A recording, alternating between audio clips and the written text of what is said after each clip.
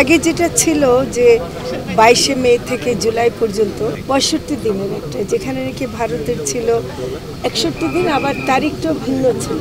আমরা দেখেছি বিভিন্ন সময় যে জেলেরা, মৎস্যজীবীরা, এমনকি মৎস্য ব্যবসায়ীরা আমাদেরকে বারে বারে বলেছেন যে এই তারিখটা তাদের জন্য সুবিধাজনক না, কারণ এই সময়ে যখন নাকি আমাদের এখানে ব্যান পিরিয়ড চলে তখন অন্য দেশে আবার ওদের ব্যান থাকে না, ফলে আমাদের জেলেরা মাছ ধরতে পারছে না।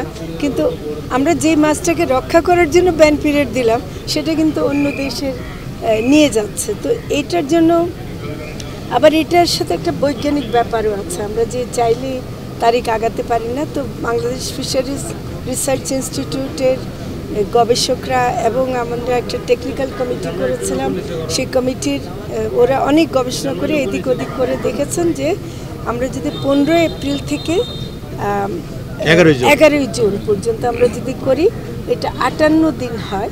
58 দিনে করলে আমাদের ওই সুযোগটা আর থাকে না যে অন্য দেশের কেউ এসে মাছ ধরতে পারে।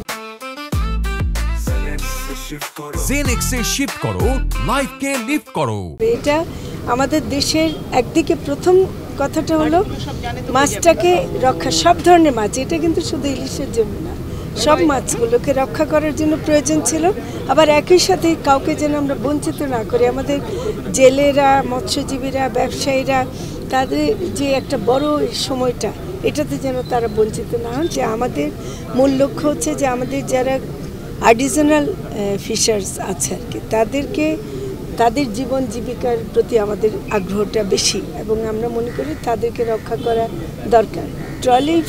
ট্রলিং ফিশিং যারা করছেন তাদেরও অবদান আছে, কিন্তু আমার মনে হয় যে এখানে একটা নিয়ন্ত্রণের প্রয়োজন আছে।